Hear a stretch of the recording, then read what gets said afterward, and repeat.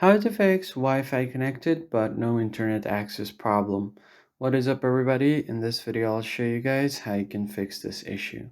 So the very first thing you're going to have to do is go ahead and open up your settings menu. Once you open up settings, all you have to do is find your connection settings, and inside your connection settings just head over to Wi-Fi.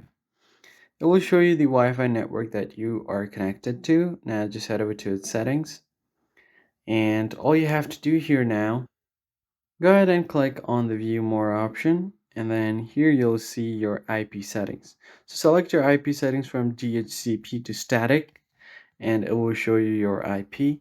So you can set the IP settings from 10 to 255, so try to change it.